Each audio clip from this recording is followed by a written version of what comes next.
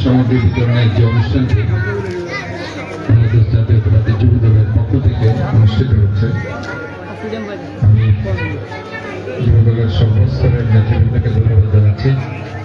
বিশেষ করে সুফি ইব্রাহিম, যার আয়োজনে আজকে এই অনুষ্ঠানটি অনুষ্ঠিত হচ্ছে, তাকে আমি ব্যক্তিগত পক্ষ থেকে ধন্যবাদ জানাচ্ছি। আজকের অনুষ্ঠানে সভাপতি উদীয়মান বিএনপি নেতা আনোয়ার হোসেন আনু, আজকের অনুষ্ঠানের প্রধান বক্তা আমাদের জাতীয়তাবাদী যুব দলের সফল সভাপতি, জাতীয়তাবাদী ছাত্র দলের প্রাক্তন সভাপতি, অত্যন্ত দক্ষ সংগঠক মোশাররফ হোসেন দেখতে, আজকের অনুষ্ঠানের সম্মানিত বিশেষ অতিথিবৃন্দ, বিশেষ করে যুব দলের এখানে ফজল হক সুমন, গুড্ডু, শাহরিয়ার জিয়া সহ মাসুদ সহ এখানে উপস্থিত আছেন আমাদের আরেক বিএনপি নেতা ও শ্রমিক নেতা নিয়ে দেবের শ্রমিক দলের অত্যন্ত ত্যাগী নেতা, এবং আমার যুব দলের এই এলাকার নেতৃবৃন্দ, ছাত্র দলের নেতৃবৃন্দ, এবং আমার সম্মানিত এলাকাবাসী এবং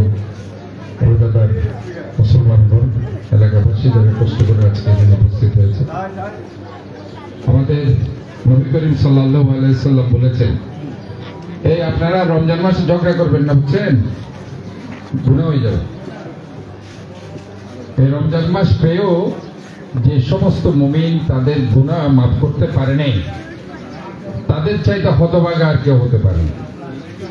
কাজে এই মাস গুনাহ মাফ করার মাস, জান্নাত হাসিল করার মাস। কাজে আপনারা সবাই এই 5 ওয়াক্ত নামাজ জামাত সহকারে যদি আদায় করতে পারেন, এটা একটা বিশাল ব্যাপার। যারা জাকাত দেওয়ার যাদের সামর্থ্য আছে তারা জাকাত দিবেন, কারণ কোরআন শরীফে এই কথাটি বারবার এসেছে, সালাত এবং জাকাত অনেকবার এসেছে। এই সালাত এবং জাকাত সবার জন্য নয়, যারা জাকাত দিতে পারবে তাদের জন্য। আর আমি এখানে একটু কথাই বলছি, এই মাসটি আমাদের হিংসা, বিদ্বেষ, অমানবিকতা, নির্যাতন এবং আমাদের সমস্ত খারাপ যে ঋতুগুলো আছে তার বিরুদ্ধে আমাদেরকে একটি সংযম সাধনার মধ্যে দিয়ে এবং একটি নার্সিং করার মাস, যাতে করে বাকি 11টি মাস আমরা আমাদের জীবনটাকে সুন্দর করতে পারি, সার্থক করতে পারি। এবং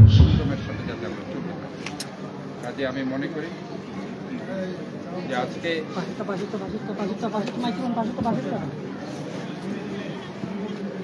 কাজে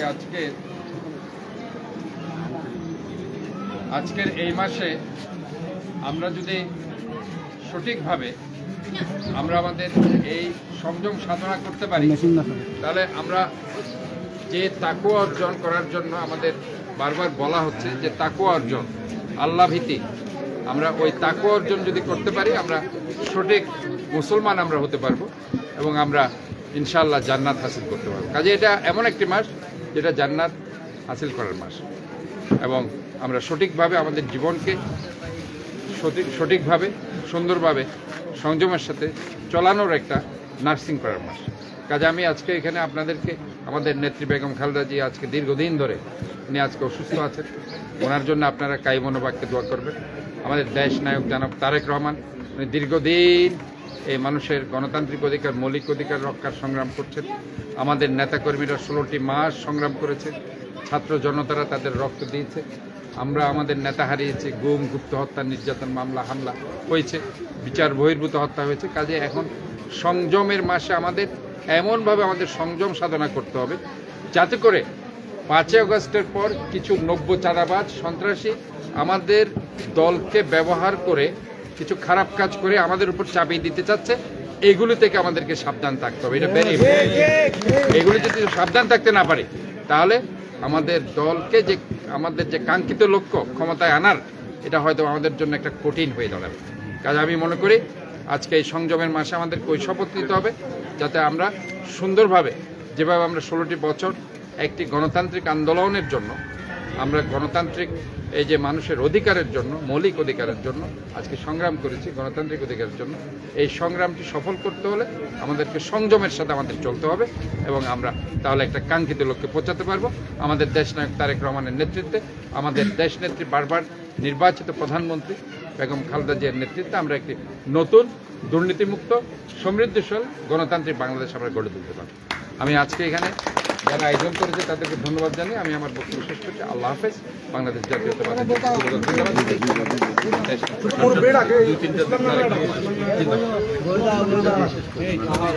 নামাজের সময় আমরা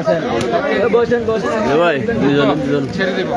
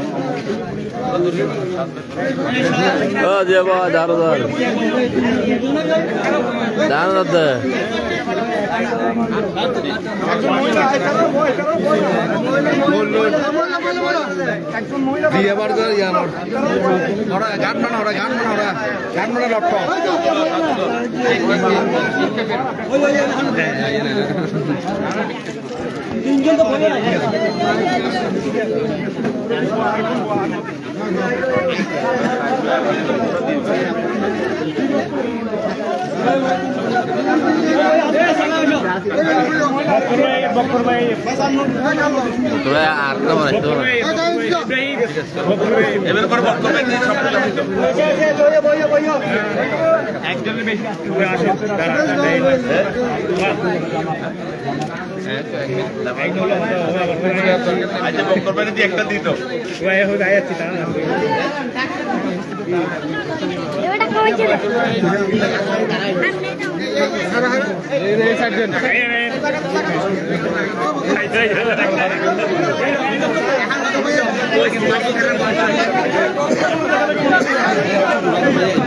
Kena bayar, aku kata kena bayar. Aduh. Apa soalan aja, apa soalan?